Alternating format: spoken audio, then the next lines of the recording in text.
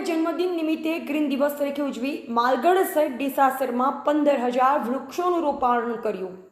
મુલાકાતીઓને ભેટ સ્વરૂપે છોડ આપવામાં અલગ અલગ જગ્યાએ 15,000 વૃક્ષોનું વાવેતર કરવાનું આયોજન।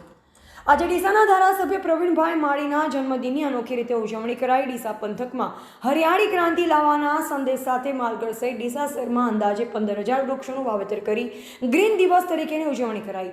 આ વર્ષે સમગ્ર ગુજરાતમાં લોકોએ રેકોર્ડ બ્રેક ગરમી અનુભવી ત્યારે નાગરિકોને પણ વૃક્ષનું જીવનમાં કેટલું મહત્વ છે તે સમજાઈ ગયું છે। દરમિયાન પ્રધાનમંત્રી નરેન્દ્રભાઈ મોદીએ પણ એક વૃક્ષ માં કે નામ અભિયાન શરૂ કરાવ્યું। ત્યારે ડીસાના ધારાસભ્ય પ્રવીણ માળીએ આજે તારીખ 8 જુલાઈ 2024 પોતાના જન્મદિવસ કંઈક વિશેષ રીતે ઉજવવાનું નક્કી કરી અલગ વિચારી કંઈક અલગ કામો થકી સમાજ ઉપયોગી કાર્ય કરવા માટે તેઓ પ્રવૃત્ત રહે છે।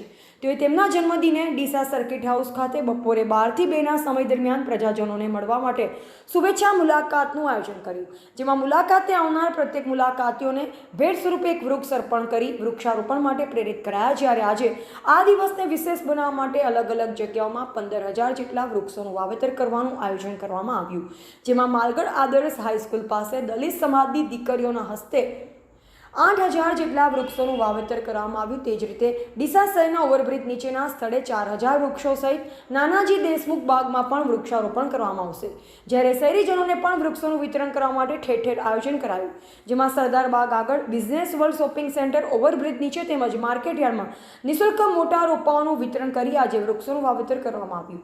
ડીસાના ધારાસભ્ય પ્રવીણભાઈ માળીએ જણાવ્યું હતું કે દરેક નાગરિક વૃક્ષોના રોપાઓ લઈ ઓછામાં ઓછા એક વૃક્ષનું વાવેતર કરશે તો પ્રકૃતિની મોટી સેવા થઈ શકશે અને ડીસા પંથકને હરિયાળી ક્રાંતિ લાવી શકાશે। આજે ધારાસભ્યના જન્મદિનની અનોખી ઉજવણીમાં ડીસા શહેર અને તાલુકા ભાજપના આગેવાનો, હોદ્દેદારો સહિત કાર્યકર્તા અને સેવાભાવી સંસ્થાઓ ઉત્સાહભેર ભાગ લઈ ગ્રીન દિવસ તરીકે ઉજવવામાં આવ્યો। અહેવાલ ભરત સોલંકી, સંબંધ ભારત ન્યૂઝ, ડીસા।